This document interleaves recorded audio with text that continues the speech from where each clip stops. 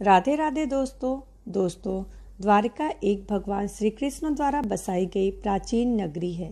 द्वारिका के कई नाम और भी हैं। द्वारावती, बाड़ी दुर्ग, कुशस्थली, ओखा मंडल, अंतरद्वीप, गोमती मंडल, आनर्तक, चक्रतीर्थ नाम से भी ये जानी जाती है। द्वारिका नगरी के चारों ओर बहुत लंबी और सुदृढ़ दीवारें थीं और जिसमें कई द्वार भी बने थे। कई द्वारों का नगर होने के कारण इसे द्वारिका नगरी कहा जाने लगा। यहाँ हम सभी को ये ज्ञात है कि भगवान श्री कृष्ण की मृत्यु के पश्चात ही संपूर्ण द्वारिका नगरी जल में डूब गई।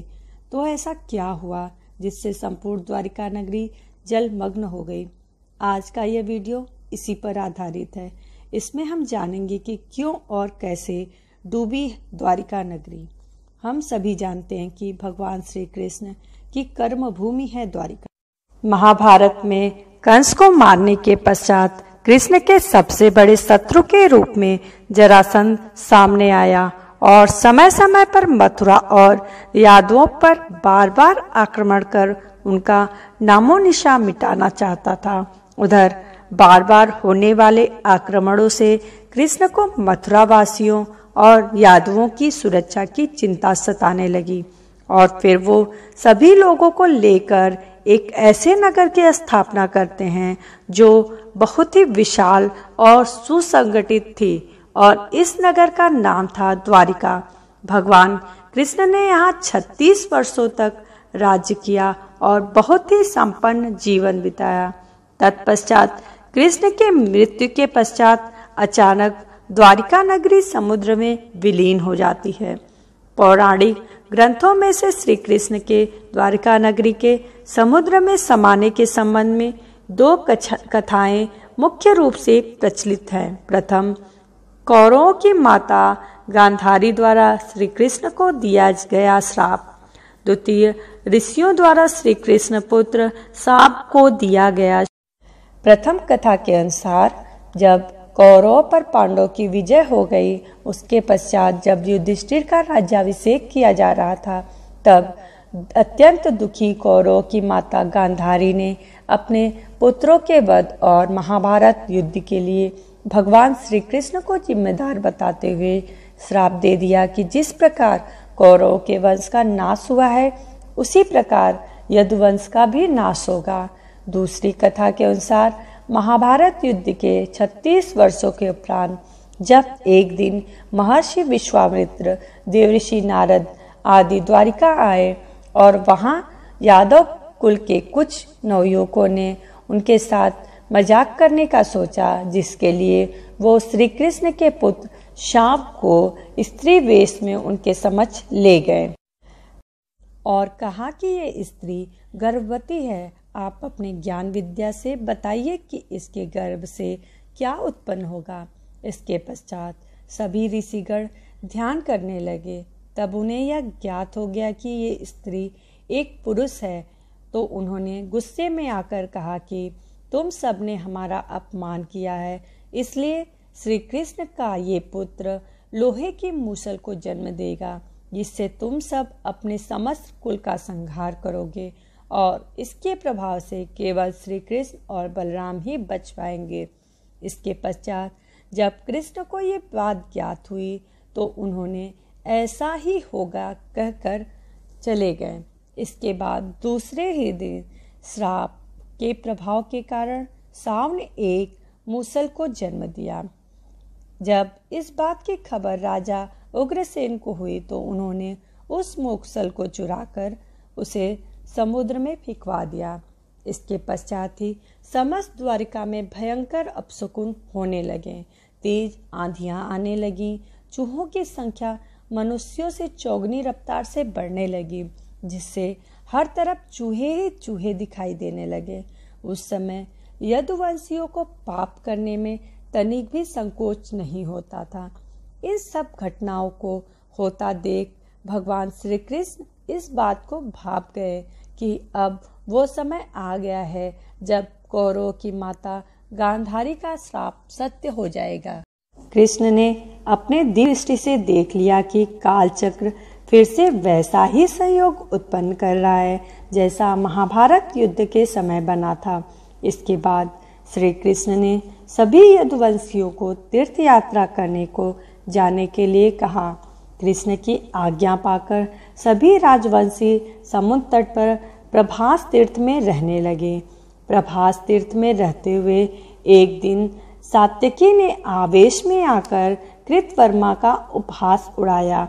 इसके कारण कृतवर्मा ने भी सात्यकी को कुछ कटु वचन बोल दिए। आवेश में सात्यकी ने कृतवर्मा का वध कर दिया, जिसके परिणाम स्वरूप अनंदक वंशियों ने सात्यकी को घेर कर उस पर हमला कर दिया। इसके कारण सात्यकी को बचाने के लिए वहां कृष्ण पुत्र प्रद्युम्न आ गए और अकेले ही उनसे भिड़ गए, परंतु संख्या में अधिक होने के कारण प्रद्युम्न और सात्यकी दोनों ही उनके हाथों मारे गए। उनकी मृत्यु से गुस्से में आए श्री कृष्ण ने एक मुट्ठी एरका घास उखाड़ ली। हाथ में आते ही वो घास ब्रज के समान भारी लोहे की एक मूसल में परिवर्तित हो। अब जो कोई भी वह घास उखाड़ता वो भयंकर लोहे की मूसल बन जाती। उन मूसलों के एक ही वार से कोई भी मर जाता था। उस समय काल के प्रभाव स्वरूप सभी वीर मूसलों से एक दूसरे का वध करने लगे। यदुवंशी भी आपस में लड़कर मरने लगे। देखते ही देखते श्री कृष्ण के कई पुत्रों की मृत्यु हो गई। श्री कृष्ण ने तुरंत अपने सारथी दारुक को हस्तिनापुर भेज दिया ताकि अर्जुन को पूरी घटना बताकर उन्हें वो अपने साथ द्वारिका ला सके। इसके बाद बलराम को उसी जगह इंतजार करने को बोलकर श्री कृष्ण द्वारिका आ गए। वहां उन्होंने अपने पिता वासुदेव को सारी बात बताई और बताया कि यदुवंश का नाश होने लगा है। अर्जुन के आने तक सभी स्त्रियों की रक्षा करने को कहकर वो स्वयं दाऊ के पास आ गए। यहाँ दाऊ समाधि मुद्रा में बैठे हुए थे। कुछ ही समय में बलराम ने अपना रूप बदलकर शेषनाग स्वरूप में आ गए और कृष्ण से आज्ञा लेकर मृत्युलोक छोड़कर वैकुंठ धाम चले गए। इसके पश्चात श्री कृष्ण गांधारी द्वारा दिए गए श्राप के बारे में विचार करते हुए एक पेड़ के नीचे बैठ गए और देह त्यागने की इच्छा से श्री कृष्ण ने अपने सभी इंद्रियों को संगठित किया और धरा पर लेट गए।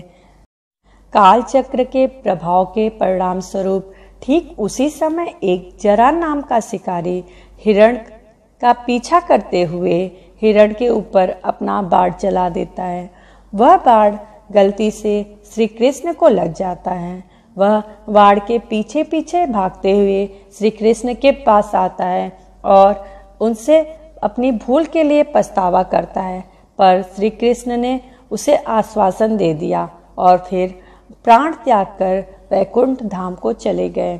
इधर पांडवों को दारुक द्वारा यदुवंश के नाश की सारी घटना ज्ञात होने के पश्चात अर्जुन तुरंत द्वारिका आ गए। वहां सभी रानियां विलाप कर रही थीं। ऐसा देखकर अर्जुन भी रोने लगे। इसके उपरांत वो वासुदेव से मिले। तब वासुदेव ने श्री कृष्ण का संदेश अर्जुन को बताते हुए कहा कि द्वारिका नगरी शीघ्र ही समुद्र में डूब जाएगी, इसलिए तुम सभी स्त्रियों और नगरवासियों को अपने साथ ले जाओ। इसके पश्चात अर्जुन सभी रानियों और नगरवासियों को लेकर इंद्रप्रस्थ की ओर चल देते हैं। उनके जाते ही समस्त द्वारिका नगरी समुद्र में समाहित हो जाती है। ऐसा देख सभी को बड़ा आश्चर्य हुआ। दोस्तों, उम्मीद करती हूँ कि आपको मेरा ये वीडियो जरूर पसंद आया होगा, तो इसे लाइक करें, सब्सक्राइब करें, बेल आइकन को प्रेस करना बिल्कुल ना भूलें ताकि मेरे नए वीडियो की नोटिफिकेशन सबसे पहले पहुंचे आप तक। और अपने कमेंट्स दें ताकि मैं और अच्छे वीडियो आप सबके लिए बना सकूं। धन्यवाद।